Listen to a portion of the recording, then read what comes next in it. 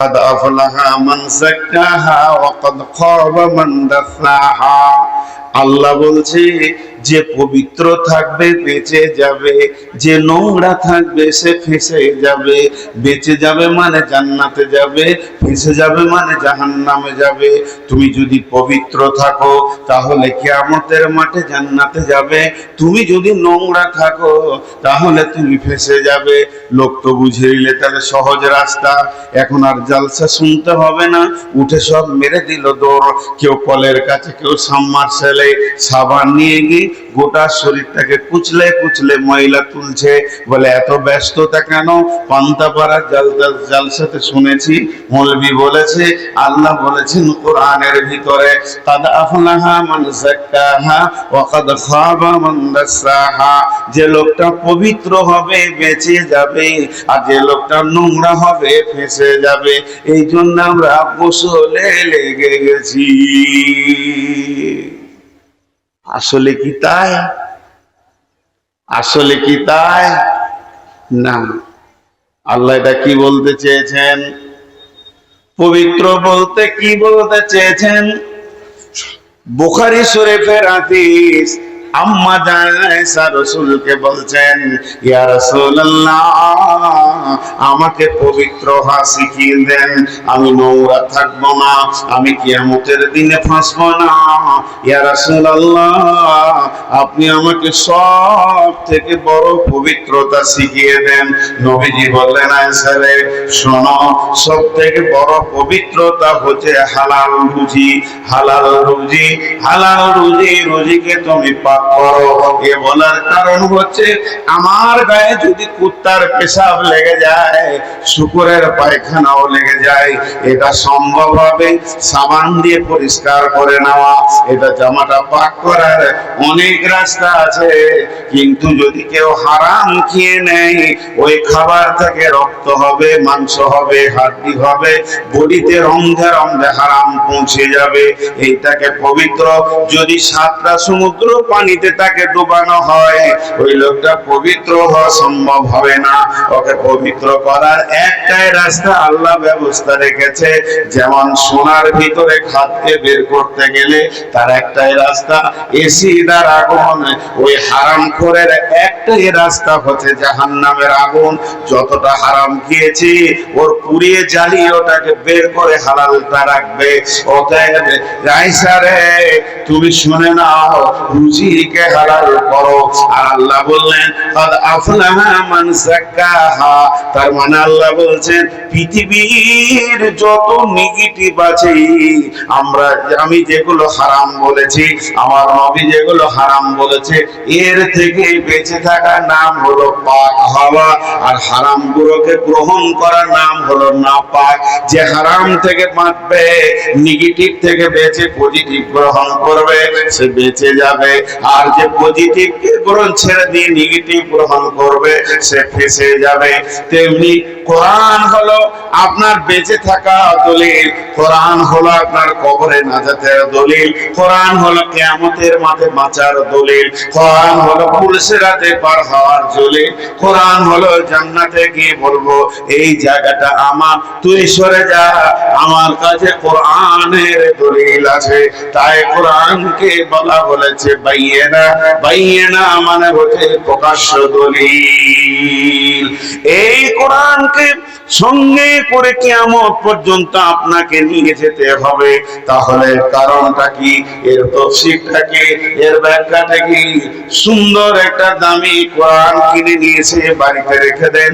আর ছেলে পিলেকে বলবেন, বাবা আমি যখন মরে যাব আমার কাফনের সঙ্গে কোরআনটাকে বেঁধে দিও, যেহেতু কোরআনকে সঙ্গে করে নিয়ে যাওয়ার কথা বলা হয়েছে। তাহলে তো সবাই একটা করে কোরআন নেবে, ফেরেশতাকে বলবে দেখ দলিল নিয়ে এসেছি।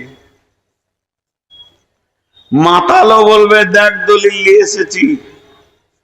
সুদারু জুয়ারি বলবে দেখ দলিল নিয়ে এসেছি। এই দলিলটা মানে কি? জি, এই দলিলটা মানে কি? আমি খালি বাইয়েনার ব্যাখ্যাটা করছি, এখন তর্জমা পরে করছি। এই দলিলটার মানে কি? জি, সূরা জুমারের মধ্যে আছে বিসমিল্লাহির রহমানির রহিম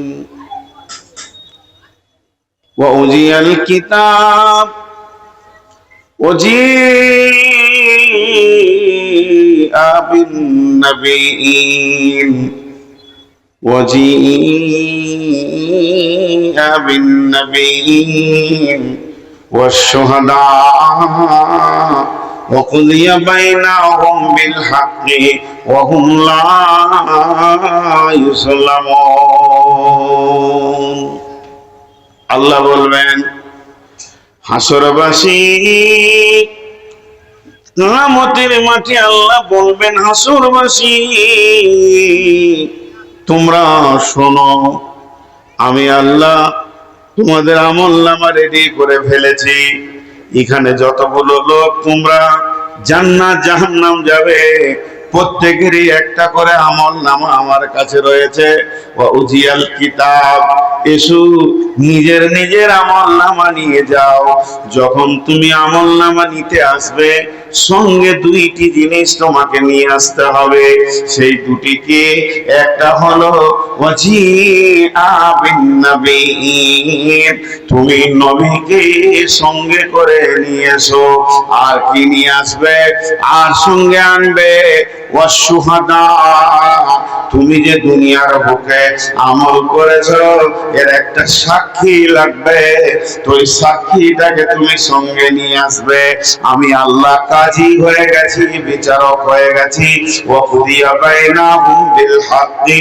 তোমাদের বাদী বিবাদের মধ্যে আমি হক বিচার করব না হক বিচার করব না ওয়াহুম লা ইউজলামুন আমি কারো সঙ্গে জুলুম করব না হাসরবাসী রে তোদের কাছে মাত্র দুটি জিনিস আনতে বলেছি নবীকে সঙ্গে করে নিয়ে আসবি আর আমলের সাক্ষী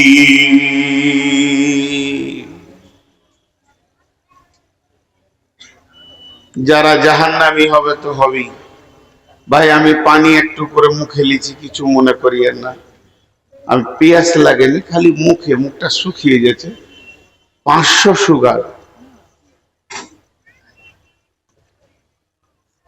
তো যারা জাহান্নামী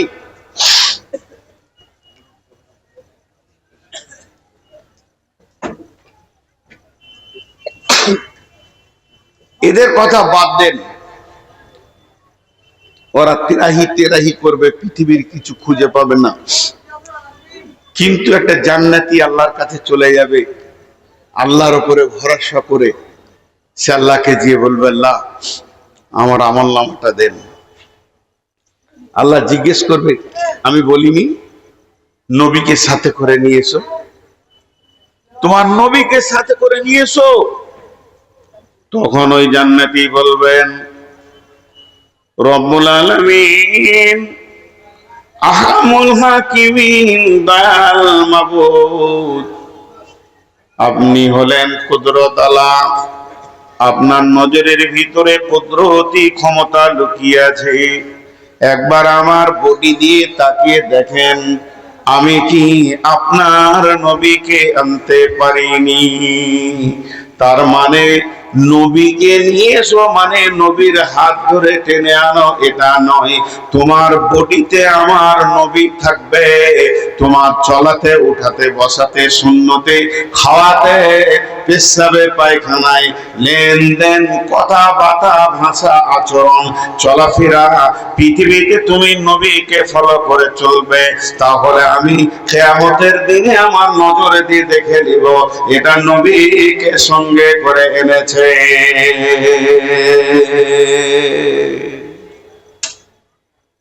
তারপর আল্লাহ বলবেন সাক্ষী কয় রব্বুল আলামিন বলবেন সাক্ষী কয় সঙ্গে সঙ্গে ব্যক্তিটা বলবেন আল্লাহ আপনি তো মেহেরবান আল্লাহ আপনাকে বলতে কিছুই নাই তবে আপনি জিজ্ঞেস করছেন, তথায় আমি বলছি সাক্ষীর কথা, আপনি তো বড় সাক্ষী।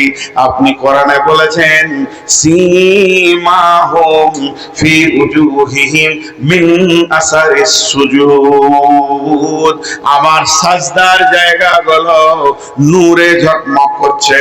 কপালটা কালো হয়ে গেছে, হাঁটুটা কালো হয়ে গেছে, গোহালিটা শক্ত কালো হয়ে গেছে। এগুলো কেন হয়েছে? আপনাকে সাজদা দিতে গিয়ে হয়েছে। এগুলোই আমার সাক্ষী। তেমনি কিয়ামতের দিনে আল্লাহ বলবেন আমার বাইয়েনা কই, তোমার কাছে আমি দলিল পাচ্ছি না, দলিল কয়। তখন মুমিন ব্যক্তি বলবে আল্লাহ কিসের দলিল চাইছেন? বলে তোমার বডিতে আমার কোরআনকে আমি চাই। কোরআন পৃথিবীতে পাঠিয়েছিলাম বডির সঙ্গে অ্যাটাচ করার জন্য। কোরআন পৃথিবীতে পাঠাইনি সুর করে পড়ার জন্য। কোরআন পৃথিবীতে পাঠাইনি ঘর বানার উদ্বোধন করার জন্য। आँखों में बसाया जाता हूँ, ताकों में भी सजाया जाता हूँ, दो दो के पिलाया जाता हूँ, जुज़दान रस्म हरीरे की ताबीज़ में भी बनाया जाता हो। मुसलमान आज के कुरान के कोटा काजे লাগিয়েছে, বাড়ির তাকটাকে সুন্দর করে সাজিয়েছে। আমার ঘরে একটা কোরআন না থাকতে মানাছে না। বাড়ির তাক সাজানো হয়েছে, তাবিজ বানানো হয়েছে কোরআনকে দিয়ে। কোরআনকে জাফরান কালিতে লেগে চেটে খাওয়া হচ্ছে। কোরআনকে নিয়ে বিভিন্ন কাজে লাগানো হয়েছে। কোরআন তো এর জন্য আসেনি ভাই আমার, কোরআন এসেছে আমার জিন্দেগিটাকে দলিলের অন্তর্ভুক্ত করার জন্য। আমি চলবো তো কোরআনের মতো করে চলবো, যেহেতু কোরআন আমার পা কোথা ব্যবহার হবে বলে দিয়েছে, আমার চোখের কথা বলেছে, আমার জবানের কথা বলেছে, আমার কানের কথা বলেছে, মাথার চুল থেকে পা পর্যন্ত কোরআন দলিল দিয়েছে। তুই কেমন করে চলবি? শুধু আমার বডির জন্য দলিল দেয়নি, আমার মালের ব্যাপারে কোরআন দলিল দিয়েছে। কোথা খরচা করব কোথা করব না। যে ব্যক্তিটা গোটা কোরআনকে ফলো করে পৃথিবীতে চলবে, পৃথিবীতে কোরআনকে সামনে রেখে চলবে, ওই ব্যক্তিটা কিয়ামতের ময়দানে আল্লাহকে বলবে আল্লাহ আমার বডিতেই দলিল লেগে আছে, আমি কোরআনের বাইরে একটা পা ফেলিনি, আমি কোরআনের হুকুমের বাইরে একটা নজর তাকাইনি, আমি কোরআনের হুকুমের বাইরে একটা শুনিনি, আমার জবান একটা কথা বলেনি। কোরআন যেমন কথা বলতে বলেছে আমার জবান সেই রকম কথা বলেছে। আমি অন্যায় করিনি, আমি মানুষকে হাত দিয়ে মারিনি, হাত দিয়ে যেটা কাজ আছে কোরআন বলেছে ওইটা আমি করেছি। অর্থাৎ কোরআন আমার জীবনে বাস্তবায়ন করেছি, মানে কোরআনকে সঙ্গে করে কবরে এসেছি, কোরআনকে সঙ্গে করে হাসরের ময়দানে এসেছি। এর জন্য কোরআন হচ্ছে একটা দলিল, পৃথিবীতে বেঁচে থাকার দলিল। আমি বেঁচে থাকবো তো কোরআনের মতো বেঁচে থাকবো, আমি মরবো তো কোরআনকে সঙ্গে নিয়ে মরবো। তাহলে তুমি প্রকৃত মুসলমান হিসেবে প্রমাণ হবে।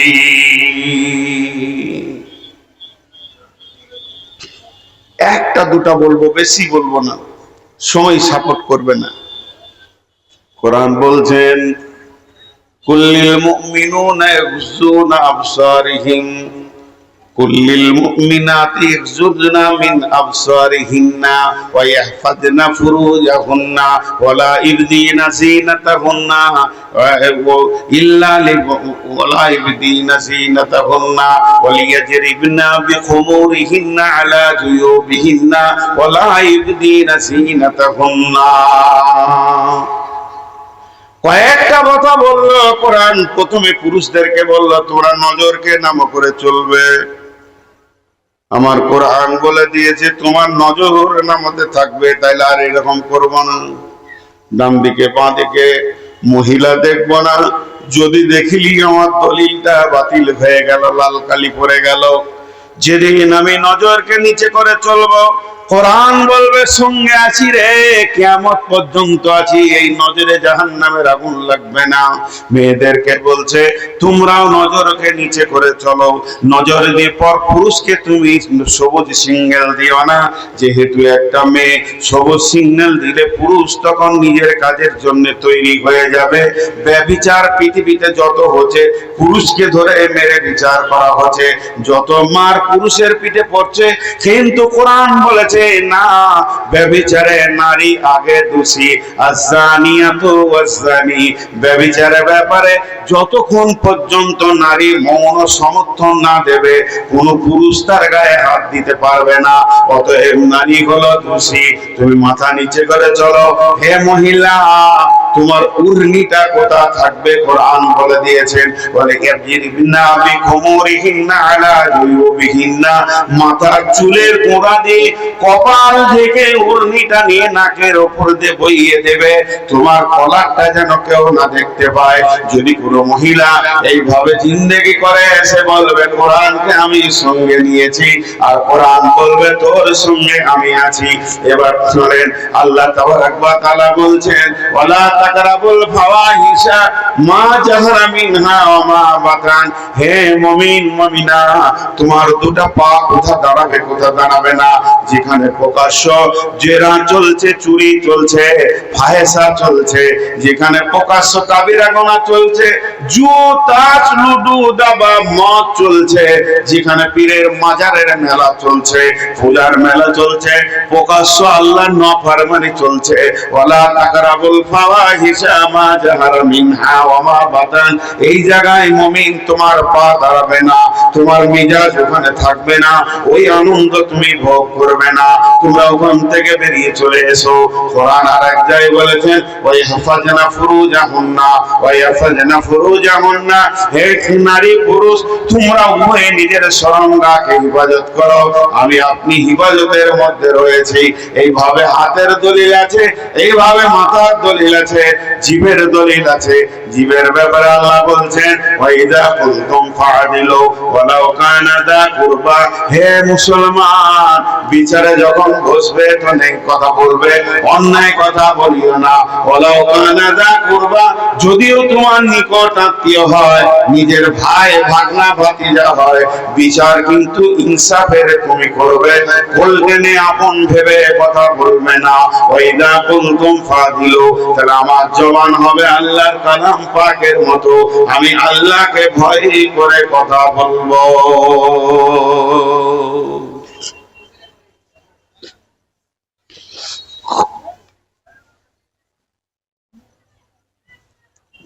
পান্তাপাড়া জালসাতে খুব ভালো লাগে। এই বছর কমিটি আবার আমাকে আগে দিয়েছে, তা আরো খুশি হয়ে গেছি, লোক পেয়েছি আজ এবছর, অন্য বছর একটু কম হয়ে যায়। কিন্তু দুটা পরামর্শ দেব এই পান্তাপাড়া কমিটি, পরামর্শ বলিনি হুকুম, আমার পরামর্শ নিতেও পারেন নাও পারেন, কারণ আপনারা বছরে একটা জালসা করেন, আমি বছরে 150-200 জালসা করি। আমার একটা অভিজ্ঞতা আপনাদেরকে বলছি, এই চেয়ারটা বাদ দিবেন, নিচে বসে শুনলে দিলে তাআসসুফ হয় কোরআন হাদিস। চেয়ারে অনেকে সেলাই মেশিন চালায়, জানেন সেলাই মেশিন মানে এরকম, আমি দেখছি তো। আর এইটা আল্লাহ রসুল খুব নারাজ হয়ে আছে, আমরা বাধ্য এটা প্রসেসিং বলি, নাহলে আমার তো মঞ্চে নিচে বসে বায়ন করি, এটা নিচে বসে। চেয়ারটা অত ভালো জিনিস নয়, একটা পরামর্শ দিলাম। আর 2 নম্বর, আপনারা মাইক টানতে টানতে জিব্রাইল, মিকাইল, ইসরাফিল, আজরাইলকে দিয়ে দিয়েছেন, এত মাইক টানবেন, এতে মাদ্রাসার ইফেক্টটা খারাপ হয়, গোটা ওই শেষ মাথা। যাই হোক, পরামর্শ দিলাম, নিতে পারেন না নিতে পারেন, ভালোবেসে দিলাম, ভালোবাসা হিসাবে। এখন আমি দলিলের কথা বলছি। এইরকম যদি আমি দলিল দেখাতে শুরু করি, আমি খাবো কিভাবে, বসবো কিভাবে, উঠবো কিভাবে, কোরআন সব জায়গায় হাজির হবে, কোরআন সব জায়গায় হাজির হবে, নবীজি সব জায়গায় হাজির হবে, নবীজি সব জায়গায় চলে আসবে। কোরআন এক জায়গায় বলে দিয়েছেন মা আতাকুম রাসূল ফাখুযুহু, তুমি ওইটাই করো, আমার নবী যেটা করেছেন। তার ব্যাপারে রসুল ঢুকে গেল, আপনার কোন জায়গায় দলিল নেই। ব্র্যান্ডেড কোম্পানি যারা হয়, আমাদের দেশে সব থেকে বড় ব্র্যান্ডেড কোম্পানি হলো টাটা। তা টাটা কোম্পানি যদি একটা ট্রাক কিনেন, তা টিটার যে মনোগ্রাম করা আছে ওদের, ওইটা লাগানো থাকবে। টাটা কোম্পানির যদি একটা ট্যাক্সি কিনেন, ওইটা লাগানো থাকবে। টাটা কোম্পানির যদি একদম ছোট থেকে ছোট একটা কোদাল কিনেন, তাও ওই মনোগ্রামটা থাকবে। টাটা কোম্পানি যদি একটা ছুঁচ কিনেন, আপনার দেখতে অসুবিধা হবে, দূরবীন দিয়ে দেখবেন, তো ওই মনোগ্রামটা থাকবে। টাটা কোম্পানি যা কিনবেন ওই মনোগ্রামটা, ওদের স্ট্যাম্পটা লাগানো থাকবেই। তেমনি এটা হলো ব্র্যান্ডেড কোম্পানি। পৃথিবীতে যত জাতি আছে, ইহুদি, নাসারা, খ্রিস্টান, বৌদ্ধ, ওই অগ্নি পর্যসী, আর কিছু যৌন, খ্রিস্টান, হিন্দু ধর্ম যত আছে, লক্ষ কোটি যদি হয়ে যায়, সবগুলো একদিকে চলে যাবে, আর মুসলিম একদিকে থাকবে। কারণ মুসলিম একটা বলিষ্ঠ ধর্মের নাম ইসলাম। এদের মনোগ্রাম সব জায়গায় আছে, স্ট্যাম্প সব জায়গায় আছে। মুসলিম খাবে, দলিল আছে। মুসলিম পেচ্ছাপ করবে, কারণ তার নির্যাসটা বের করবে, ওখানেও দলিল আছে। আমার রসুল ওখানে দলিল দিয়েছেন। মুসলিম পায়খানা করবে, তাও হাদিস কথা বলবে, ওর দলিল আছে। মুসলিম পা ফেলে চলবে, দলিল আছে।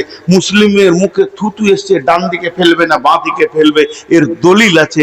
বড় বড় তো নামাজ রোজা দূরের কথা, ক্ষুদ্র থেকে ক্ষুদ্র কি করে শুবে তার দলিল আছে। বিবির সঙ্গে কি করে সম্পর্ক করবে, গভীর থেকে গভীর তথ্য গুরুত্বপূর্ণ, তার দলিল আছে। সে গোসলটা কি করে করে পাক হবে, তার দলিল আছে।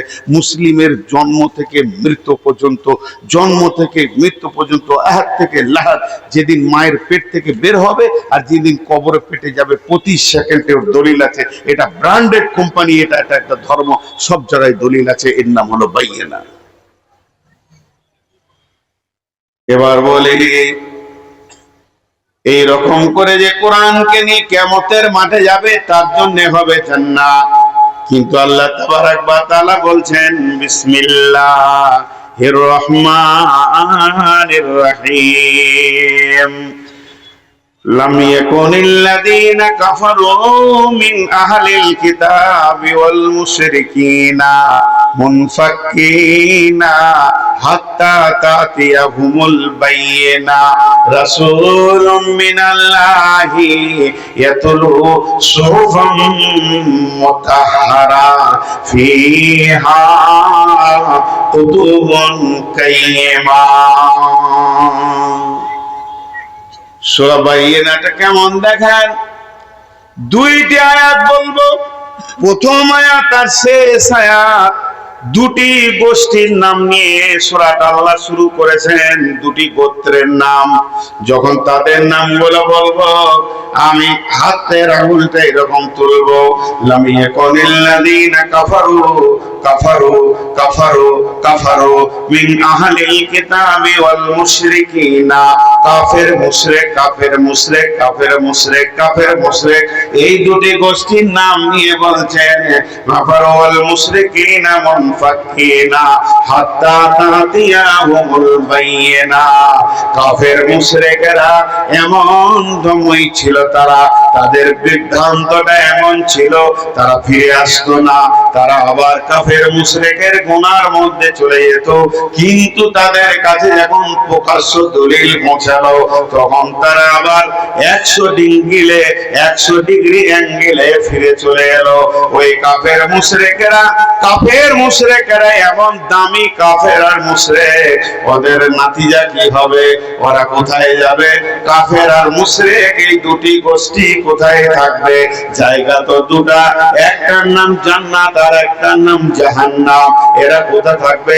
আপনাদের শুনে অবাক লাগবে, আমি এখন আল্লাহর কালাম পাক থেকে বলছি, জাযাউহুম ইনদা রাব্বিহিম জান্নাতু আদনিন তাজরি মিন তাহতিহাল আনহার।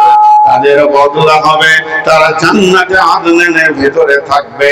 আর সেখানে কেমন থাকবে? নহর কুলকুল করে বইবে, খালিদিনা ফিহা আবাদা, আল্লাহ তাদের ওখানে ভরে দেবে, তারা সেখানে সারা জীবন থাকবে। কারণ ওই কাফের মুশরিকরা কত ভালো মানুষ। আল্লাহ বলেছেন রাদিয়াল্লাহু আনহুম ওয়া রাদু আনহু, তাদের উপরে আল্লাহ রাজি হয়েছে, আল্লাহকেও তারা রাজি করেছে, আল্লাহ তাদের উপরে সন্তুষ্ট আছে। যালিকা লিমান খাশিয়া রাব্বা, এই জন্যই ওই কাফের মুশরিক গুলো জান্নাতে যাবে, যেহেতু তারা আল্লাহকে ভয় করেছে। এতগুলো লোক চুপ করে বসে আছেন, আমার বিরুদ্ধে কিছু বলছেন না গো। কাফের মুশরিকরা জান্নাতে যাবে বলেছি, হ্যাঁ?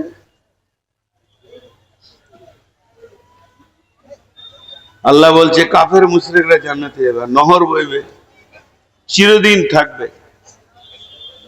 এর নাম বাইয়ানা। এই জন্যই তো এটা ভালো লাগে। সূরাটা শুরু করেছে দুটি নোংরা গোষ্ঠীকে দিয়ে, কাফের আর মুশরিক, আর শেষ করছে আল্লাহ তাদেরকে জান্নাতি বলে। আপনার একবার হালকা করে মুখে আওয়াজ দেন, নারে তাকবীর। হালকা বললাম তো জোরে চলেছি, আমি জোরে তো বলতে বলেছি মিষ্টি ভাষায়। নারে তাকবীর বলেন, সুবহানাল্লাহ। এটা আবার আসতে বলছে। এই একটাই খালি মুখস্থ আছে, খালি নারে তাকবীর বললে আল্লাহু আকবার বলবে, আর কিছু বলবে না। আহলে হাদিসরা, দেওবন্দিরা আর বেরেলি দেখে নারে তাকবীর বলতে হবে না, হাজার চিল্লাইলে ওরা কিছু বলবে না, ওদেরকে খালি এটা বলতে হবে, নবী না হয়ে দুনিয়ার, না হয়ে ফেরেশতা খোদার, হয়েছি উম্মত তোমার, তার তরি শুকর হাজার বার। ইয়া নবী সালাম আলাইকা, ইয়া রাসূল সালাম আলাইকা, ইয়া হাবিব সালাম আলাইকা, সালাওয়াতু আলাইহি দুলাইকা। সব শিয়ালের মতো উঠে যাবে, কি ঘটছে আর দেখার দরকার নেই, জিনিসটা কি, ভাষাটা কি বুঝার দরকার নেই। ওর একবার জোরে বলেন, মুখটা খুলেন, বলেন সুবহানাল্লাহ, আলহামদুলিল্লাহ, ওয়ালা ইলাহা ইল্লাল্লাহু, আল্লাহু আকবার। এবার বলেন, কাফের মুশরিক জান্নাত যাবে? কথা বলে না, মুখটাকে ক্লিয়ার করলাম, আবার বন্ধ করে নিলে, ওয়াশ করে দিলাম। কাফের মুশরিক জান্নাতে যাবে? ভাইরা আমার, তিনবার বলবো, আমার ভাষাটা যদি বুঝতে পারেন। অহংকারওয়ালা পূর্ণ থেকে অনুতপ্তওয়ালা পাপ ভালো, অহংকারওয়ালা নেকি থেকে অনুতপ্তওয়ালা পাপ ভালো। আল্লাহ বলেছেন যাবে, কিন্তু কেন যাবে এর তফসিলটা এখন করব। কাফের মুশরিকরাই তো জান্নাতে। আল্লাহ কোরআনে বলেছেন না, বিসমিল্লাহির রহমানির রহিম। এই কোরআনটা তুলতে অসুবিধা হচ্ছে, খুব স্লিপ হচ্ছে, একটা নতুন বলে দেন না গো।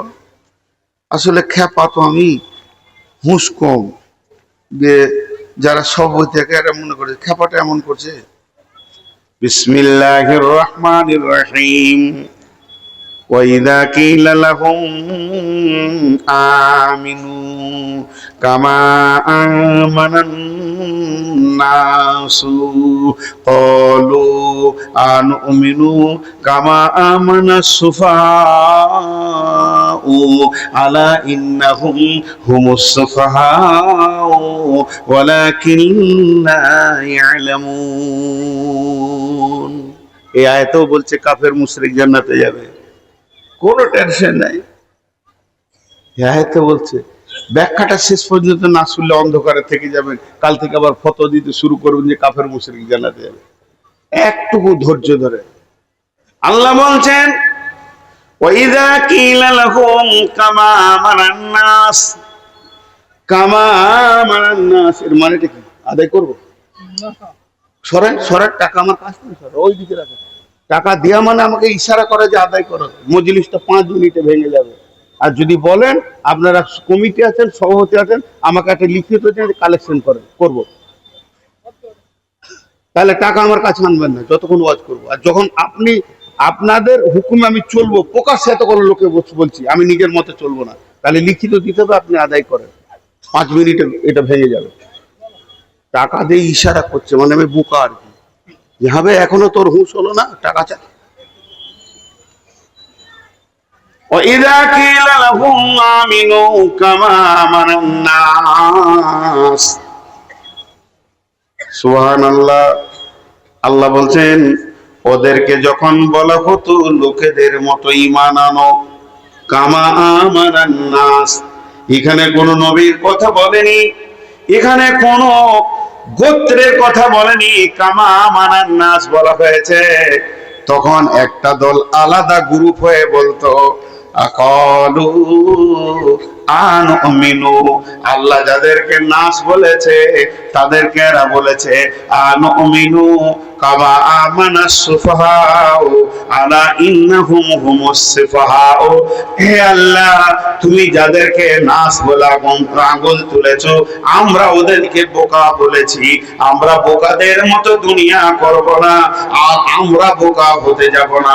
ওয়ালাকিন লা ইয়ালামুন, এদের জানার ক্ষমতা ছিল না যে ওই লোকগুলি কত দামি। আপনাদের ভিতরে গোলতাল থেকে গেল ভাষাটা, আমি উদাহরণ দিলে বুঝতে পারবেন। রব্বুল আলামিন বলছেন আমি নবী পাঠালাম তাদের কাছে, নবী গিয়ে তাদেরকে বলল ওয়াইদা কিলা লাহুম আমিনু কামা আমানান নাস, তোমরা ঈমান আনো, লোকেদের মতো ঈমান আনো, ওই লোকেদের মতো ঈমান আনো, ওই লোকেদের মতো ঈমান আনো। তোরা তখন বলেছিল কামা আমানান নাসু, তখন ওরা বলছে কলু আনুমিনু কামা আমানাস সুফাহা, যারা ঈমান এনেছে এরা একটা বোকা, ওই বোকাদের মতো আমরা বোকা হব না। আর আইন্নাহুম হুমুস সুফাহা, কিন্তু ওরা নিজেরাই বোকা, এটা বুঝতে পারছে না। ওয়ালাকিন লা ইয়ালামুন। এখন একটা উদাহরণ দিব, খুব মন দিয়ে শুনবেন। ওই লোকগুলোকে বার করতে হবে খুঁজে, আল্লাহ যাদের দিকে আঙুল তুলেছে সেই লোকগুলোকে বার করতে হবে। এরা নবী রাসূল নয়, আমি কাফের মুশরিকেরই কথা বলছি আবার ঘুরিয়ে। কেমন একটা উদাহরণ দিচ্ছি, মন দিয়ে শুনেলেন। এই পান্তাপাড়ার একটা ছেলে এত সুন্দর মাধ্যমিকে রেজাল্ট করেছে, গত মাধ্যমিকে, যে ভারতবর্ষে এক হয়েছে, ভারতবর্ষে শুধু পশ্চিমবঙ্গে নয় গোটা দেশ ওখানে গর্বিত। এ তো ফেসবুকে এটা ভাইরাল হয়েছে, শুরু ভারত কেন বাংলাদেশের লোক দেখছে বাহ ছেলে লয় হীরের টুকরো, বাহ আমেরিকা হলো বলছে ডায়মন্ড, এটা আর মানুষ লয় এ তো হীরের টুকরো, এই যার নম্বর, গোটা বিশ্ব যেন বাহ বাহ বলছে যে ও বিশ্বে একটা মডেল তৈরি হয়ে গেছে। মডেল বুঝেন, সকল গার্জেনের কাছেও একটা মডেল তৈরি হয়ে গেছে। মডেল কেমন? আপনার ছেলেটা ঘরে পড়তে বসেছে, ছেলেটার নাম হচ্ছে শফিক, যে ছেলেটা পাস করেছে ওর নাম শফিকুল ইসলাম। তো আপনার ছেলেটা ঘরে পড়ছে, তা আপনি বলছেন পড়াশোনা কর, ভালো করে পড়, শফিককে দেখতো শফিক কেমন রেজাল্ট করেছে। বাংলাদেশে একজন তার ছেলেকে বকছে, কিরে প্রাইভেট গেছিলি, আজকে একটু শরীরটা, পড়াশোনা করবি তো শফিকের মতো কর, মডেল হয়ে গেছে। আমেরিকাতে ছোট ভাইকে বকছে বড় ভাই, কি হলো শফিককে দেখলি নম্বরটা, পড়াশোনা করিস না, ঘুরে ঘুরে বেড়াস। স্কুলে ক্লাস করতে যে মাস্টাররা বলছে দেখো শফিক কেমন রেজাল্ট করলো, গরিবের ঘরের ছেলে বাপের সাথে কাজ করে ইটভাটার কুলিগিরি করে রেজাল্ট করে চমকে দিল, তাহলে এর নাম হলো মডেল। তাহলে এই মডেলটা কার কাছে? বাপের কাছে, ভাইয়ের কাছে, বন্ধুর কাছে, আমার কাছে, আপনার কাছে, ভারতবর্ষে, বাংলাদেশে, পাকিস্তানে, নেপালে, ভুটানে, আমেরিকায়, জাপান, জার্মান, সৌদিতে মডেল হয়ে গেল। মাস্টারের কাছে হলো, প্রাইভেট মাস্টারের কাছে হলো, ক্লাসে হলো, ছেলেটা মডেল হয়ে গেল। সমস্তগুলো চাপা দেন, পৃথিবীর সব থেকে বড় ব্রেন কার? যার ব্রেনের সঙ্গে কাউকে তুলনা করা যাবে না, কোনো মানুষ পারবে না। ইভেন নবীজিকেও তুলনা করা যাবে না। সেই ব্রেনটা হলো আল্লাহর ব্রেন। আল্লাহ এমন একজন, তিনি আমাদেরকে আঙুল তুলে মডেল দেখাচ্ছে। ওয়াইদা কিলা লাহুম আমিনু কামা আমানান নাস, কামা আমানান নাস, তোমাদেরকে ঈমান আনার কথা বলা হচ্ছে ওই লোকেদের মতো বলা হচ্ছে যে লোকেরা ঈমান এনেছে, আমার হৃদয়কে ঠান্ডা করে দিয়েছে, ওদের মতো তোমরা ঈমান আনো। আমি গোলতাল ঈমান ভালোবাসি না, ডুগিতাবলা ঈমান ভালোবাসি না, টিকটকের ঈমান ভালোবাসি না, ওই লোকেদের মতো ঈমান আনো। তাহলে আল্লাহ যাদেরকে বলেছে ওই লোক, ওই লোক, এই ওই লোককে বলছেন, আল্লাহ বলছেন চলেন সেই লোকগুলো খুঁজে বেড়াই। সেই লোকগুলোকে এখানে নাস বলতে বোঝানো হয়েছে সাহাবা রাদিয়াল্লাহু মাজমাইনদের কথা। সাহাবীরা ওই লোকেদের গ্রুপের মধ্যে বলছেন, সাহাবা রাদিয়াল্লাহু মাজমাইনদের কথা বলা হয়েছে। সেই লোকগুলো মডেল কেমন ছিল, তাদের মডেল কেমন দিব, একটা দিছি, দেখেন তাদের ঈমানটা কেমন। তবুকের যুদ্ধ, দল বেঁধে যাচ্ছে, যুদ্ধ হবে। আপনারা ধ্যান দিয়ে শুনবেন, কোন জায়গাতে গিয়ে আমি বক্তব্যটা আটকাবো এই গল্পের ভিতরে শুনতে হবে। চললো তবুকের অভিযানে 30,000 কম বেশি চললো। মদিনা থেকে তবুক কত দূর? কম বেশি 1300 থেকে 1400-1500 কিলোমিটার রাস্তা। রাস্তাটা কেমন? মরুভূমির উত্তপ্ত বালু এবং খাঁ খাঁ করছে পাহাড়, রুষ্ট, গাছের ছায়া নাই, আপনার আমার মতো নরম মাটির বালি রাস্তা নাই, মরুভূমির উত্তপ্ত বালু। রাস্তায় যেতে যেতে বিশ্বনবী মঞ্জিল করলেন, আল্লাহুম্মা আনজিলনি মনজিলাম মুবারাকান ওয়া আনতা খায়রুল মুনজিলিন। সেখানে তাবু গাড়া হলো। নবীজি বললেন সফরকে বিরতি করো, সব নিজে নিজে তাবুগুলো রেডি করো, বিছানা করো, এখানে আরাম করব, রেস্ট করব, সালাত করব। দীর্ঘ লম্বা টাইম এখানে থাকার পর আবার আমাদের অভিযান চলবে। এই কথা যখন বলা হলো, বিশ্বনবী বললেন চলো রান্না শুরু করো, কেউ রুটি পাকাও, কেউ তরকারি করো, সবজি কাটো। যেমন প্রয়োজনে মানুষ চারিদিকে কাজে লেগে গেল, যার যার নিজের নিজের কাজ শুরু হয়ে গেল। চারিদিকে কেউ গোসল করছে, কেউ রান্না করছে, ও এসে গোসল রান্নাটা ধরবে, ই তখন গোসল করতে যাবে। ঠিক এমন টাইমে সাহাবীরা ওই জঙ্গলে মরুভূমির প্রান্তে একটা গাধা পেয়েছে, সুন্দর হৃষ্টপুষ্ট গাধা। গাধাটাকে নিয়ে এসে জবাই করেছে, তাকে টুকরো টুকরো করে মাংস বানানো হয়েছে। মাংসগুলো হাঁড়িতে দেওয়া হয়েছে, সুন্দর করে মশলা দেওয়া হয়েছে, রান্না শুরু হয়ে গেছে। গাধার মাংস যেন টকবক টকবক টকবক করে ফুটছে। আর সাহাবীদের মধ্যে কেউ জাল দিছে, কেউ এরকম করে নাড়ছে, ওটা মালটা রেডি করছে। বন্ধুরে আমার, এবার মাংসগুলো মনে হচ্ছে যেন নরম হয়ে গেছে, হাত দিয়ে দেখা যাচ্ছে হ্যাঁ মোটামুটি খাওয়ার উপযুক্ত হয়ে গেছে। কেউ খাবায় 2-1 পিস খেয়ে নুন দেখবো কেমন হয়েছে রান্নাটা, সে থালা ধরে রেডি আছে। এমন সময় জিবরাইল এসেছে। জিবরাইল আসার পর ওখানে আল্লাহ নবীর কাছে এলেন আর 2খানা বার্তা দিয়ে চলে গেলেন। 2টা খবর আসমান থেকে এলো, স্বয়ং আসমানওয়ালা 2টা জিনিস খবর দিয়ে পাঠালেন। নবীজিকে বললেন, নবীজি গো, ওই গাদার মাংস যেটা রান্না হচ্ছে, আজ থেকে এখনই এই সেকেন্ডে মাংসটা হারাম ঘোষণা করা হলো। মুসলমানের জন্য গাধার মাংস খাওয়া যাবে না। আর একটা হারাম করা হলো, আগেকার যুগের নিকাহে মতা হতো, কন্ট্যাক্টে বউ পাওয়া যেত। আমি এসেছি আপনার কিনা পান্তাপাড়া, আমার বাড়ি বর্ধমান, আমি এখানে 3 দিন 5 দিন থাকবো। 5 দিনের জন্য কন্ট্যাক্ট করে একটা বিয়ে করলাম। যেদিন আমি চলে যাব, মেয়েটা আমি ছেড়ে দিয়ে চলে যাব, অটো তালাক হয়ে যাবে, তালাক দিতে হবে না। ওর সঙ্গে আমার একটা কন্ট্যাক্টে বিয়ে করানো হলো। আর যেমন সময় শেষ, সঙ্গে সঙ্গে সে বাপের বিটি হয়ে যাবে, আমি আমার দেশে চলে যাব। এটা ছিল নিকাহে মুতা, এটাও হালাল ছিল। কন্ট্যাক্টে সাহাবীরা বিয়ে করত।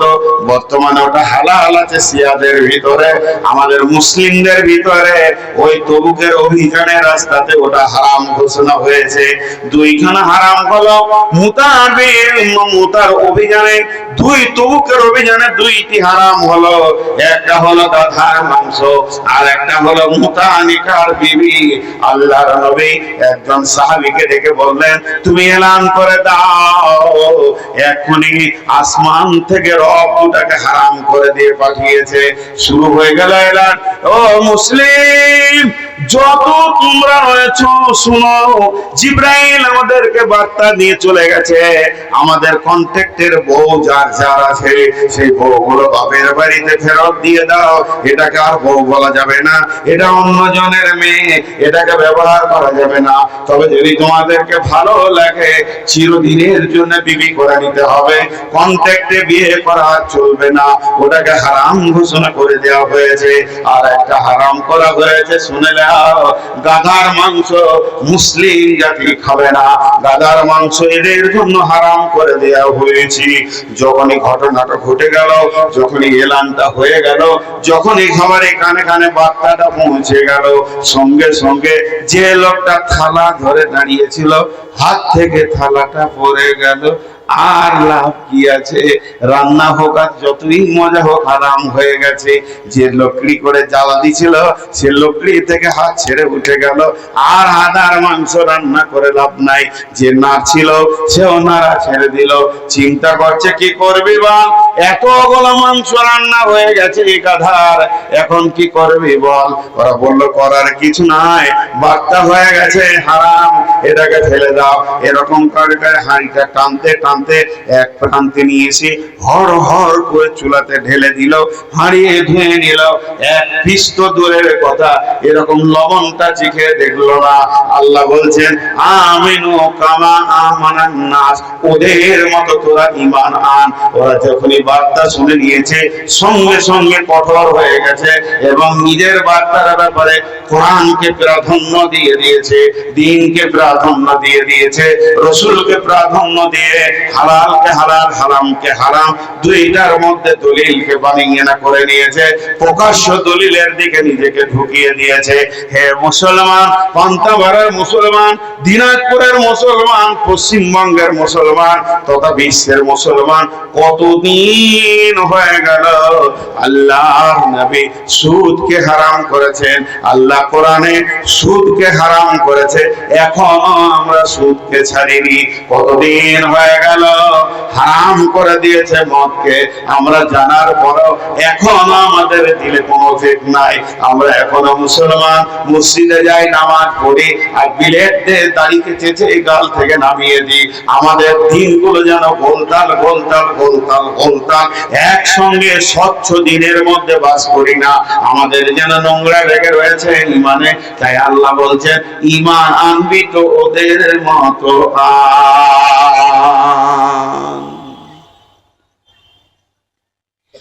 ইমান আনবি তো ওদের মতো আন।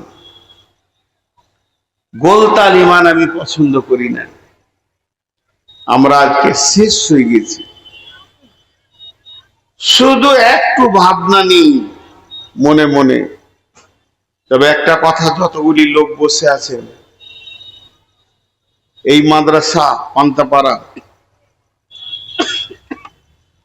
আমরা তো পশ্চিমবঙ্গ ঘুরে দেখি, আমরা সব জায়গার খবর রাখি। তো খারাপের কথা বলবো না, ভালোটা বলবো।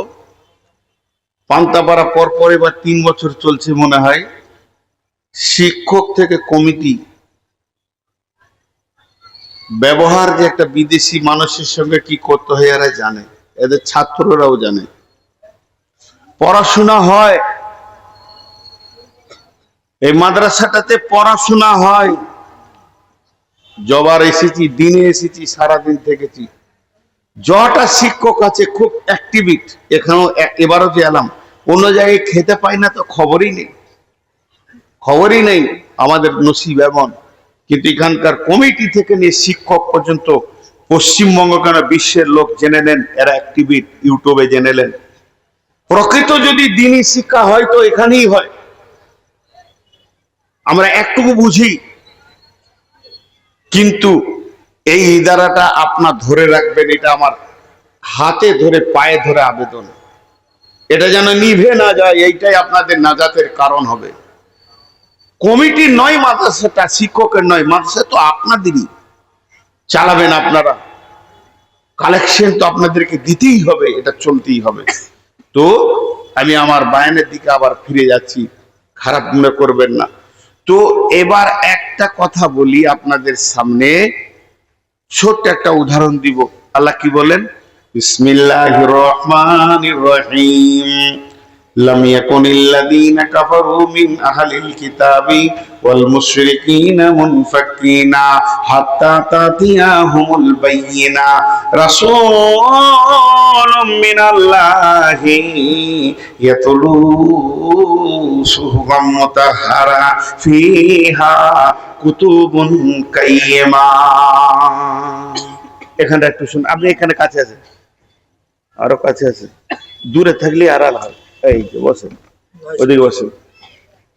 এখানে একটা উদাহরণ দিব, খুব মন দিয়ে শুনতে হবে। আমার উদাহরণ শুনলে আপনারা বুঝতে সহজ হবে। একটা গাছ, গাছটা কোথায় আছে? নদীর ধারে, জঙ্গলে। পায়খানা, পেশাব কেউ নাই যে ওখানে মুতে না। ওই রাস্তা দিয়ে গেলে গাছটা দেখলি লোকের মুতি মনে পড়ে যায়, এত নোংরা। গোটা গাছটা ডাল পালা, মাকড়সার জাল, নোংরাতে ভর্তি। ধ্যান দিয়ে শুনবেন আমার উদাহরণ। আমার উদাহরণ অ্যাপ্রোপ্রিয়েট, গোটা বাইয়ানা সোরাটা ঢুকে যাবে এই উদাহরণে। ওই গাছটা যদি কোনো কবিরাজ দেখে তো বলবে, উফ গাছটা কি ভালো গো, এইটাতে সুগারের ওষুধ আছে। এমনি করে খুঁটবে, খটর খটর খুঁটবে, সুগারের ওষুধ আছে, চলে গেল। আর একজন আসবে, সেমনি করে গাছটা দেখে বলবে, 50 কুইন্টাল লকড়ি হবে। মালটাকে বাবুর্চি, যত ভালো কাটি দাও চুলাতে ভরতে জানে, ও আর দ্বিতীয় মাথায় কিছু নাই, চলে গেল। হঠাৎ একটা লোক এসে বলবে, 6খানা খাট, একটা ডাইনিং টেবিল, 4টা ড্রেসিং টেবিল, 2টো চেয়ার তৈরি হবে। কে? মিস্ত্রি। এবার গাছটা কাটলো, কাটা হলো, তারপরে তাকে ভ্যানে করে নেওয়া হলো, মিলে চেরা হলো, সাইজ সাইজ কাঠ বানানো হলো। কতগুলো ওর উপরে চলছে দেখেন। প্রথমে করত দিয়ে কেটেছে, ভ্যানে করে এনেছে, টুকরো করেছে, সমস্তকে সাইজ করে করে করে করে কাঠগুলো বানালো। এরপরে রেঁদা, তারপরে বাটালি, তারপরে হ্যাসলা, এখন আবার সব কারেন্টের উঠেছে। সমস্ত কিছু দিয়ে শেষ চলছে ওর উপরে সিরিজ কাগজ। প্রথমে 6 নম্বর, 8 নম্বর, 2 নম্বর, 5 নম্বর, 1 নম্বর সিরিজ কাগজে চকচকে করে, তারপরে পালিশ, বার্নির পালিশ, চকচকে হয়ে গেছে। দিয়ে খাটটা সাজানো আছে পাঞ্জিপাড়ার ধারে। ওর ইতিহাসটা বলেন তো কোথা ছিল? পেচ্ছাবে। ওর ইতিহাসটা বলেন। ওই কার মোবাইল কথা বলছে? ওর ইতিহাসটা বলেন, ছিল কোথা? পেচ্ছাবে, পায়খানায়, নোংরা জায়গায়। এখন ও হয়ে গেছে ফার্স্ট ক্লাস খাট। একজন বড় শৌখিন লোক, কোটি টাকা দিয়ে বাড়ি করেছে, এসি বাড়ি, ওর সমস্ত এসি, পায়খানা, বাথরুম। ও মোটর সাইকেলে যাচ্ছিল, খাটটা দেখে থেকে গেল দাঁড়িয়ে। এইরকম খাট খুঁজছি। মিস্ত্রিকে গিয়ে বলছে, বলেন এই খাটটা কত দাম?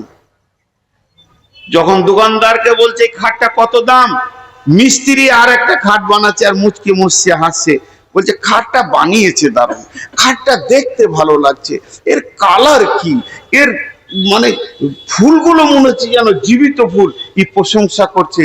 আর মিস্ত্রি হাসছে। মিস্ত্রি বলছে, তুই জানিস ও কোথা ছিল? ওকে তুলে এনে খাট বানিয়েছি।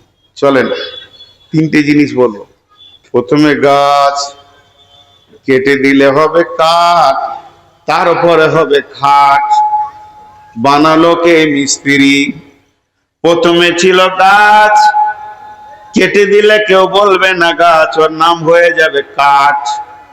তারপরে হয়ে যাবে খাট। উল্টা দিকে বলেন, খাট তুমি এত সুন্দর কেন? বলে, মিস্ত্রিকে জিজ্ঞেস করো, আমি গাছ ছিলাম, কাঠ ছিলাম, মিলে আমাকে নিয়ে খাটের রূপ দিয়েছে।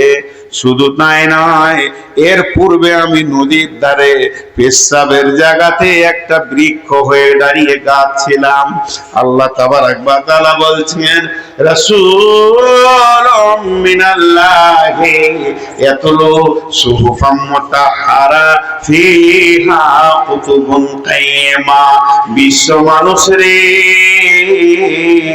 আমি আমার নবীকে এই রকম একটা মেশিন দিয়ে পাঠিয়েছি। এর ভিতরে আছে রেদা, এর ভিতরে আছে বাঁশলি, এর ভিতরে আছে হাতুড়ি, এর ভিতরে আছে বাটলি, যত রকম দরকার সব আছে।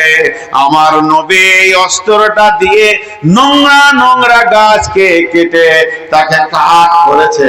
কাঠ করার পর তাকে এমন সুন্দর খাট বানিয়েছে। ওই আবু বকর, ওই উমর, উমরের চরিত্র দেখো কত নোংরা। সে রসুলের জানের জম ছিল, মাতাল ছিল। হযরত আলীর ঘরে মদের মাতাল আড্ডা বসতো।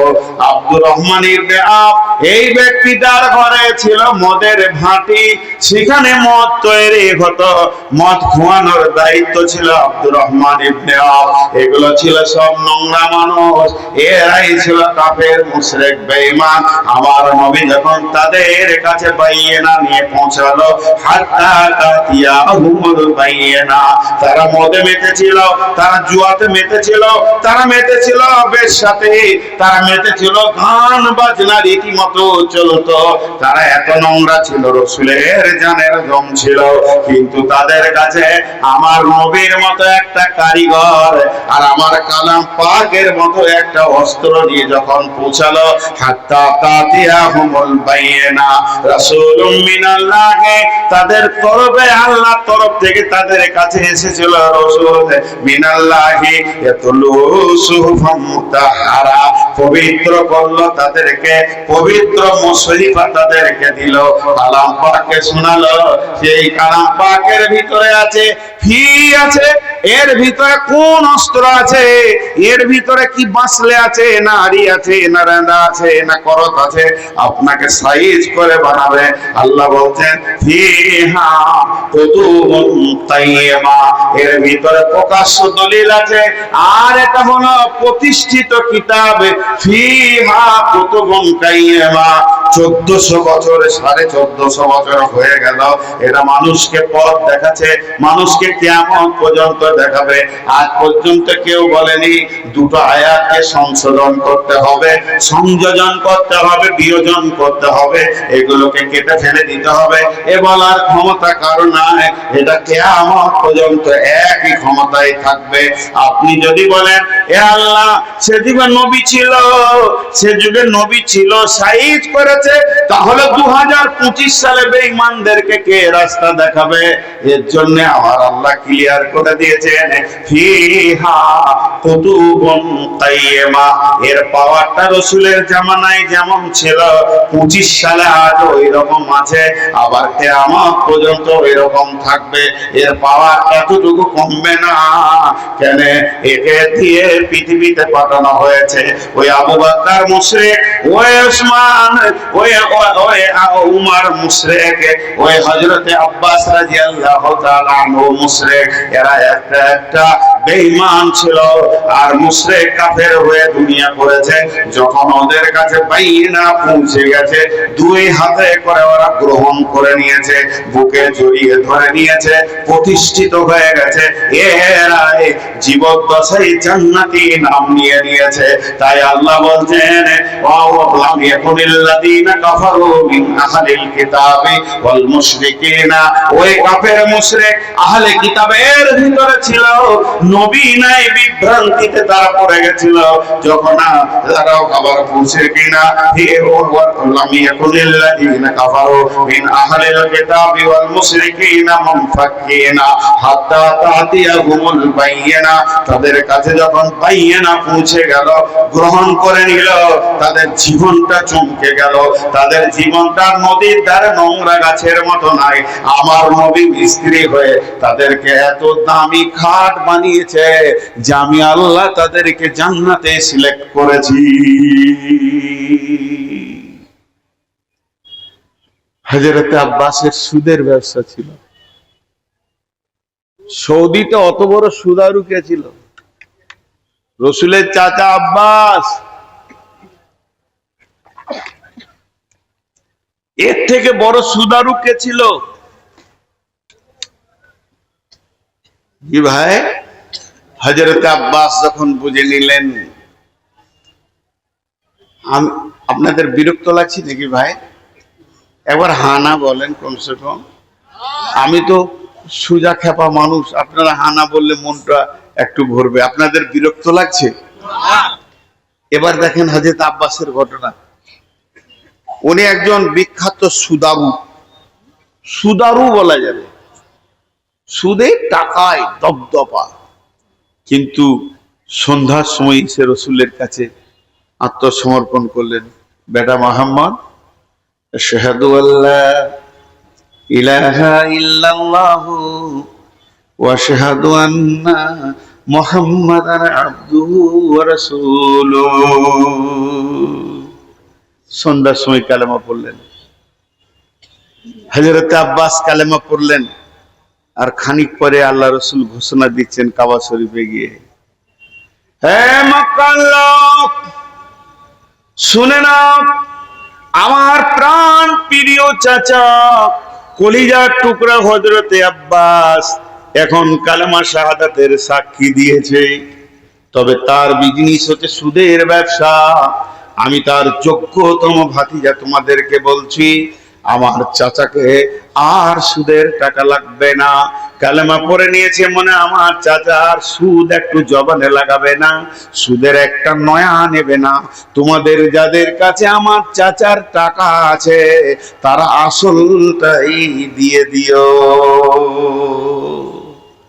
একজন দৌড়ছে আব্বাসের কাছে, লস হয়ে গেল রে, লস হয়ে গেল, লস হয়ে গেল রে, লস হয়ে গেল, তোর ভাতিজা সব লস করে দিলে রে, লস করে দিলে। আব্বাস বলছে, কি লস হলো? বলছে, তুমি নাকি কালেমা পড়েছো। হ্যাঁ, আমি কালেমা পড়েছি, এখন আর আমি মুশরিক নাই, মুসলমান, আমি দলিলের আওতাভুক্ত। তো তোর ভাতিজা কি বলেছে জানিস? এলান করে দিয়েছে, সুদ আর লাগবে না, আসলটা দিলেই হবে। হ্যাঁ, এই এলান করেছে।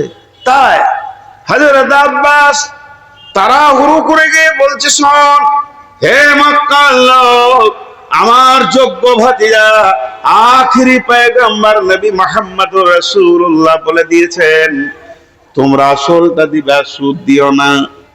আমার যোগ্য ভাতিজা বলেই বলেছে এবং ঠিক বলেছে, তোমরা আসল দিও, সুদ দিও না। আর আমি আব্বাস আজকে নতুন তিনটে জিনিস উপহার পেয়ে গেছি। আমি আল্লাহকে পেয়েছি, দ্বীন ইসলামকে পেয়েছি, আখিরি পয়গম্বরকে পেয়ে গেছি। এই তিনটি ধন, এত এত বড় সম্পদ পেয়েছি, বুকে আঁকড়ে ধরে আমি খুশি হয়ে গেছি। মক্কাবাসীরে, তোমাদের শুদ্ধ দূরের কথা, এই খুশিটা আমি আসলটাও মাফ করে দিলাম। আর তোমাদের টেনশন নাই। বলেন, ঈমান এনেছে, সঙ্গে সঙ্গে সুদকে ছেড়েছে। তাই আল্লাহ তাবারাক ওয়া তাআলা আজও আমাদের চোখে আঙুল দিয়ে বলছে আমিনু কামা আমানান নাস, ঈমান আনবি তো ওদের মতন, না হলে তোদের ঈমান আমার দরকার নাই। সকালে ঈমান আনবি, বিকালে বেঈমান হবে। সকালে মদের বোতল ধরবে, মাগরিবে নামাজ পড়বে, এশার পরে জুয়ার আড্ডায় বসবি, আবার গাঁজা খাবে। এরকম ধরনের আমার ঈমান দরকার নাই। আমি যেগুলো মডেল বানিয়েছি ওইগুলোর দিকে তাকিয়ে দেখ, এরা একটা একটা সুদারো, একটা একটা জুয়ারি, একটা একটা মাতাল, একটা ছিল জুয়া খেলনেওয়ালা। এই লোকগুলোকে আমার নবী জুয়ার পর একটা একটাকে জান্নাতি ঘোষণা করেছেন। সকলের পাশে আছে রাদিয়াল্লাহু আনহু। তারা এমন চরিত্রে ফিরে গেছে, আল্লাহকে রাজি করে নিয়েছে, প্রকাশ্য দলিলকে তারা গ্রহণ করেছে। তারপরে আমার আল্লাহ বলেন, ফিহা কুতুবুন কাইয়্যিমা ওয়া মা তাফাররাকাল্লাযীনা উতুল কিতাবা ইল্লা মিন বাদি মা জাআতহুমুল বায়িনা ওয়া মা তাফাররাকাল্লাযীনা উতুল কিতাবা ইল্লা মিন বাদি মা জাআতহুমুল বায়িনা। যাদেরকে কিতাব দেওয়া হয়েছিল তারা তো বিভক্ত হলো তাদের নিকট স্পষ্ট যেমন প্রমাণ আসার পর। এর ভিতরে যে বললাম দুটো গ্রুপ হয়ে গেল, ওদের মতো ঈমান আনবো না। কামা আমানা সুফাহাও আলা ইন্নাহুম হুমুস সুফাহাও ওয়ালাকিন লা ইয়ালামুন। ওর ভিতরে কিছু কাফের মুশরিক ছিল, তারা বলে দিল ওরা বোকা, তাই এত বড় সুদের ব্যবসা ছেড়েছে। ওরা বোকা, তাই মাতালি বাজা ছেড়ে দিয়েছে। ওরা বোকা, তাই বাপ বাবার দেবদাদিকে ছেড়ে দিয়েছে। ওদের মতো আমি হব না। এরা দলিল পেল, তারপরেও ওদের কাছ থেকে সরে গেল। এদের মতো হতভাগা পৃথিবীতে আর কেউ নাই। ভাইরাবাদ, আল্লাহর কালাম পাক বলছেন ওমা উমিরু ইল্লা লিআবুদুল্লাহ মুখলিসিনা লাহুদ্দিন হুনাফা ওয়া ইউকিমুস সালাতা ওয়া ইউতুজ যাকাতা ওয়া যালিকা দীনুল কাইয়্যিমা। হুনাফা ওয়া ইউকিমু উমিরু ইল্লা লিআবুদুল্লাহ। আল্লাহ বলছেন, হে পান্তাপাড়ার যতগুলো সভাতে লোক রয়েছে, তোমাদেরকে আমি হুকুম দিয়েছি অন্য কিছু নয়। ওমা উমিরু ইল্লা লিআবুদুল্লাহ, একমাত্র আল্লাহর ইবাদত করো, অন্য কারো ইবাদত করো না। মুখলিসিনা লাহুদ্দিন, এই যে এই ধারাটা দেখছেন, এটা কেন? এখানে যে তিন চারটা লোক বসে আছে ডানে বামে, এগুলো পাগল বসে আছে। এদের মাথায় মগজে নাই। এইখানে মাদ্রাসার কমিটির মাথায় মগজে নাই। এরা পাগল, এলা মেন্টাল রোগী। এই শিক্ষকগুলো মাথায় পাগলরামি আছে। আপনারা যতগুলো টাকা দেবেন এরাও হয়ে গেল পাগল। তারা আল্লাহ বলছেন ওমা উমিরু ইল্লা লিআবুদুল্লাহ, তোমাদেরকে আমি হুকুম দিয়েছি একমাত্র আল্লাহর ইবাদত করবে। আর কি করবে? মুখলিসিনা লাহুদ্দিন। মুখলিসিনা লাহুদ্দিন, দ্বীনকে খালেস নিয়তে তোমরা প্রতিষ্ঠিত করো। তোমাদের হৃদয় নিগড়ানো টাকাগুলো ফেলে দাও। এই যে বাবারা দৌড়ে বেড়াচ্ছে, কমিটি লোকের কাছে চাইছে, ভাতের চালের অভাব পড়েছে, বউ ছেলে খেতে পেছে না, শিক্ষকগুলো পাগলের মতো পড়ে আছে, আদায় কালেকশনের জন্য পেছনে পেছনে ঘুরছে। আল্লাহ বলছে শুনে নাও, যারা মাদ্রাসায় মেহনত করছো, মাদ্রাসা কেন্দ্রিক তাফসীরটা করছি, তোমরা মুখলিসিনা লাহুদ্দিন, খালেস নিয়তে আল্লাহকে রাজি করার উদ্দেশ্যে দ্বীনকে প্রতিষ্ঠিত করো। তোমার কাছে আমি আর কিছু চাই না। তুমি শুধু কি করবে? তুমি একটা কাজ করবে, আল্লাহর হুকুম পালন করবে, তার ইবাদতের জন্য মধ্যখানে দ্বীনকে বাঁচানোর জন্য মেহনত করবে, আর খালেস নিয়তে করবে। মুখলিসিনা লাহুদ্দিন হুনাফা ওয়া ইউকিমুস সালাতা ওয়া ইউতুজ যাকাতা যালিকা দীনুল কাইয়্যিমা। তোমরা মিল্লাতে ইব্রাহিমের উপরে থাকবে, সালাত আদায় করবে, যাকাত দেবে, এইটাই হবে দ্বীনকে প্রতিষ্ঠিত করা। যালিকা দীনুল কাইয়্যিমা, তোমার কাছে দ্বীন প্রতিষ্ঠিত হয়ে যাবে, তুমি দ্বীনের একজন বড় রক্ষক হয়ে যাবে। অতএব মুখলিসিনের সাথে কাজ করো। ভাইরা আমার, দুটি কথা, খালি একটা আফসোস লাগছে কোথা জানেন? এই মজলিসে যতগুলো লোক আছেন সবারই একটা করে ব্রেন আছে, সবাই কিন্তু খারাপ ভালো চিনে, সবাই খারাপ আর ভালো চিনে। এটা টেস্ট দিয়ে বলছি, থেমে থেমে বলছি, মানে এর ভিতরে গভীর তথ্য কথা আছে। একটু শরীরে সবাই খারাপ ভালো চিনে। চলেন, যেটা মাতাল, যেটার বুদ্ধি কম, সমাজে কথা বলতে পারে না, ওই লোকটাকে পান্তাপাড়া পাঠান, ওকে বলেন 1 কেজি আপেল নিয়ে আয়। তো দোকানদারকে যে বলবে 1 কেজি আপেল দাও তো জি। কত দাম?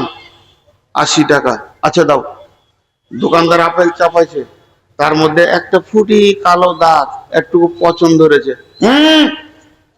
ওটা নেবে না, নাও, ভালোটা দাও। ভালো মন্দ বুঝারও আর জ্ঞান আছে। আম কিনতে যদি একটু পচা হয়, এটা নেবে না, ওইটা দাও। সবাই বুঝে। কলা কিনছি 2 ডজন মাদ্রাসার জন্য, একটা কালো দাগ আছে, এটা দিচ্ছ কেন গো তুমি? পয়সা দিয়ে আমি খারাপ মাল নিব? আচ্ছা আচ্ছা ঠিক আছে, ওটা খুলে দিল। তাহলে ভালো মন্দ আমাদের জ্ঞান আছে। হাটে আলু কিনতে গেলে টিপে এটা লিবো এটা লিবো না, আমরা বুঝি। খালি দিনের ব্যাপারে বোকা সেজেছি, ভালো কোনটা খারাপ কোনটা বুঝতে পারছি না। আল্লাহ বলছে তোদেরকে সাইজ করার রাস্তা আমার কাছে আছে। জাহান্নাম এমনি বানাইনি, তোরা দুনিয়া করছিস তখন ভালো মন্দ বুঝে নিতে পারছিস, আর আখিরাতের ব্যাপারে বোকা সেজেছিস। তো আর আমার নবী তোদের পেছনে মেহনত মেহনত কাল ধরে চালিয়েছে। দিনকে প্রতিষ্ঠিত করার রাস্তা কি কি বললাম? আল্লাহ বলছে তোদেরকে আমি হুকুম দিলাম আমার ইবাদত কর, আমাকে বাদ দে কারো ইবাদত করবি না। ওমা উমিরু ইল্লা লিয়াবুদুল্লাহ মুখলিসিনা লাহুদ্দিন, দিনের জন্য খালেস নিয়তে তোরা কি কর, মিল্লাতে ইব্রাহিমে হুনাফা ওয়া ইকিমুস সালাত, নামাজকে কায়েম কর, ওয়া ইউতুজ যাকাত, যালিকা দীনুল কাইয়্যিমা, এর ভিতরই দিন প্রতিষ্ঠিত হবে। আমরা বুঝতে পারছি না। আর একটা ঘটনা শুনেন, বিরক্ত হইয়েন না। কতক্ষণ? আর 5 মিনিট আমাকে। ওই জন্য বলছি, আর টাইম তো কতক্ষণ আছে? 12 তো 5 মিনিট আমি কাল কিছু তখন নাম বলে ইন্নালিল্লাহ। ভুল বসতে গেলে আহা, ওই রকম ভুল আমি 2-4টা করতে পারলে খুশি হতাম। সুপার স্প্লেন্ডার একটা মোটরসাইকেল যদি ভুল করে নিয়ে যান, এটা ভুল করে নেওয়ার নয়, মাল সিয়ানা মাল। বাপজি হে, তোমাকে লাগবে, একদিন লাগবে, নিয়ে যাও, ঘুরে লাও, সেই দিন তোমার উপায় থাকবে না।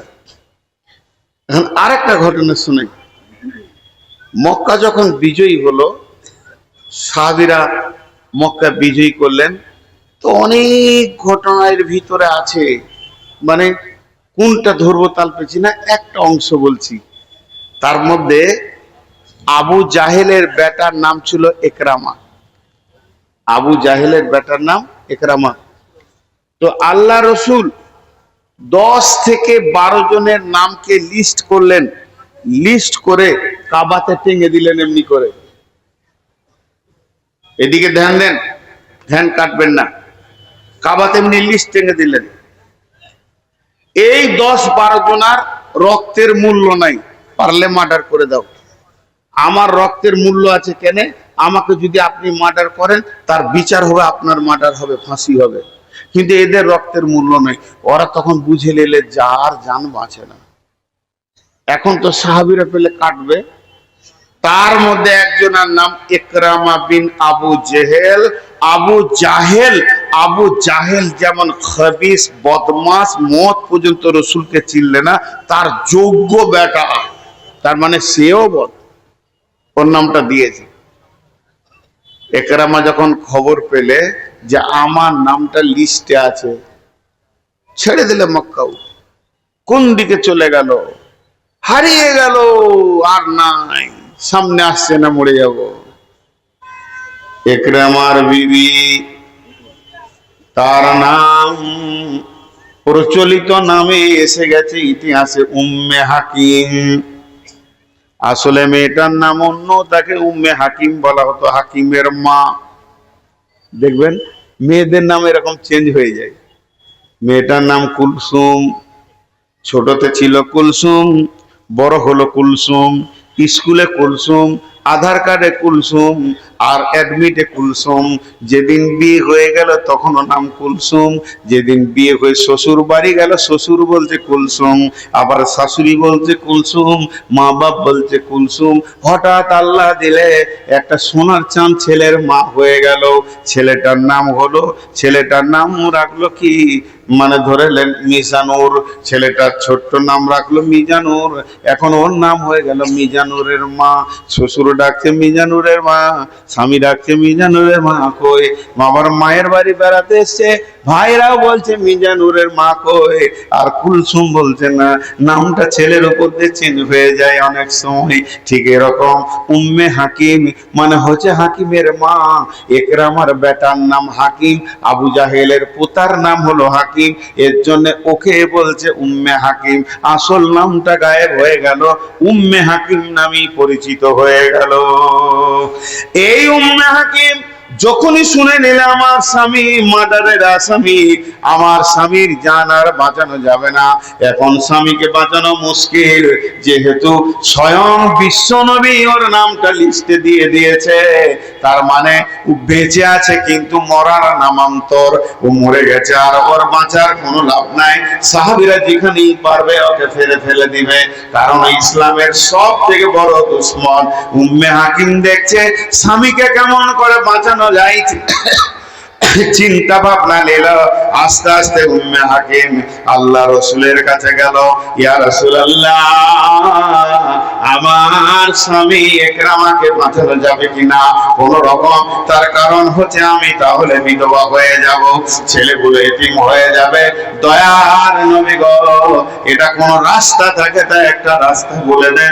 কোন রকম ছেলেগুলো আমার এই যে এতিম ছেলে, আপনি তাকিয়ে দেখেন, এই ছেলেগুলো এতিম হয়ে যাবে, পিতা পাবে না পৃথিবীতে। আমিও জীবন যৌবনে কোথায় যাব? আমি একটা ইয়ং ব্যাচেলিয়ার মেয়ে। ও আল্লাহ রসুল, আমার স্বামীর মার্ডারটা কি রোহিত করা যাবে না? নবীজি বললেন না, এটা আমার পক্ষ থেকে নয়, এটা আল্লাহর পক্ষ থেকে হয়ে গেছে। কারণ এই ফায়সালা আল্লাহ মেনে নিয়েছেন, আর কিছু করার নাই। তোমার স্বামী যে পরিমাণের ইসলামের দুশমন, তাতে ওর পৃথিবীটা হারাম হয়ে গেছে। তখন উম্মে হাকিম বলল, ইয়া রাসূলুল্লাহ, তাহলে আমি একটা কথা বলছিলাম, আমার আবেদনটা আপনি মঞ্জুর করবেন কি? বলে কি মঞ্জুর বলো? বলে কয়েকটা মাস সময় দেন, ওর মার্ডারটাকে মুলতবি ঘোষণা করে দেন। 2, 4, 6 মাস কি 5 মাস 8 মাস, এতটুকু আমি দেখি ওকে বাঁচানো যায় কিনা। নবী বললেন, তবে এটা করা যেতে পারে, যা আমি ঘোষণা করে দেব, আর একরামাকে কেউ মারবে না, অন্তত কিছুদিন তাকে মুলতবি দিয়া বলো।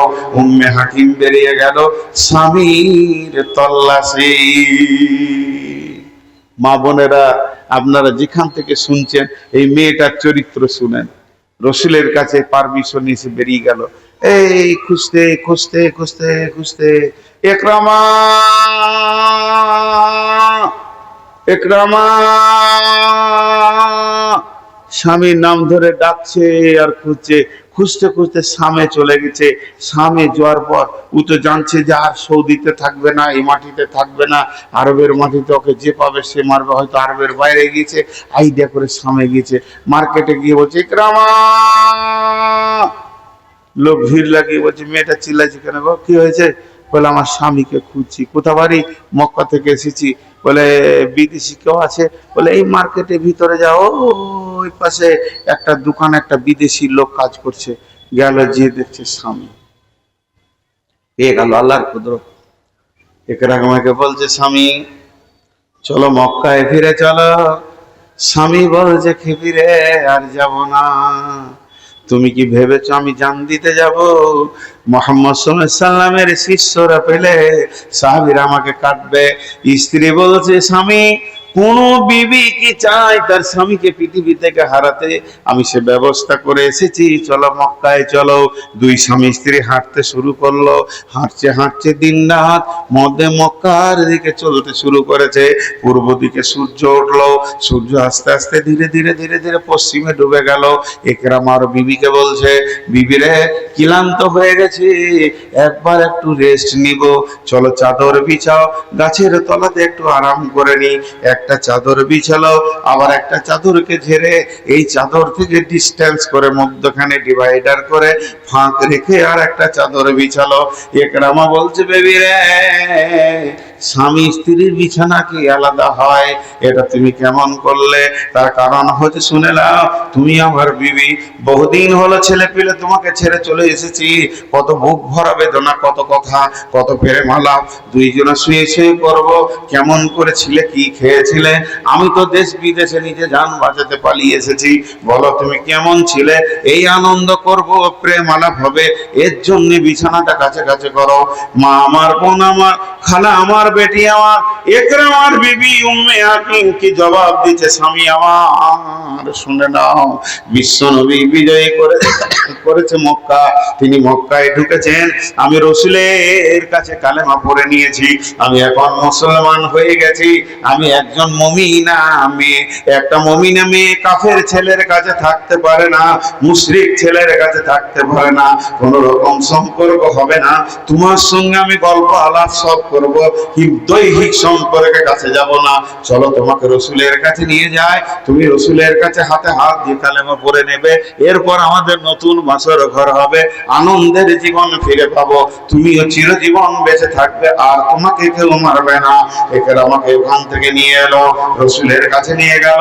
ইকরামা আল্লাহ রসুলের হাতে হাত দিয়ে কালেমা পড়লেন, এবং ওই ইকরামা বুখারী মুসলিমে বহুত হাদিস বর্ণনা করেছেন। এরপরে ইমানদার হলেন, আর জেনেলেন ইমানদার হয়ে পাক্কা ইমানদার হলেন। ভাই আমার, মান আমার, এই ঘটনা থেকে কি পেলাম আমরা? যে মেয়েটা কত নিজেকে সামলিয়েছে, নিজেকে কত কন্ট্রোল করেছে, ইসলামকে কত গুরুত্ব দিয়েছে। আমি মুসলিম, তোমার সঙ্গে মিশতে পারি না। আমাদের বেটিরা, মারা, বোনেরা দিন রাত রাস্তায় ঘুরে বেড়াচ্ছে, এদের কোনো লজ্জা শরম বলে কিছু নাই, ইসলামের দলিলকে মানে না। তাই আল্লাহ তাবারক ওয়া তাআলা বললেন যে এই দিনকে তোমাদেরকে প্রতিষ্ঠিত করতে হবে। তারপরে দুটি আয়াত ছিল, ওদিকে আমি যাচ্ছি না। এই কোরআনের শেষ আয়াতে বললেন, জাযাউহুম ইনদা রাব্বিহিম জান্নাতু আদনিন তাজরি মিন তাহতিহাল আনহারু খালিদিনা ফিহা আবাদা রাদিয়াল্লাহু আনহুম ওয়া রাদু আনহু যালিকা লিমান খাশিয়া রাব্বা। এই যা, এটা কাগজের পাইপ, এটা কাগজের পাইপ। এরকম পাইপ দেখেছেন ম্যাজিকশিয়ানদের হাতে? হাটে ঘাটে ম্যাজিক দেখায় কি না? এইদিকে লাল রুমাল ভরবে, এইদিকে সবুজ বের হবে, দেখেছেন? জি, এই ম্যাজিক গুলো আমি জানতাম সব। আর এই ম্যাজিক গুলো খুব মজা লাগে দেখাতে। এইদিকে লাল তুলি ভরবে, এদিকে সাদা বের হবে। তাহলে এইটার মধ্যেই কারিশমা আছে, এইটার মধ্যেই কারিশমা আছে।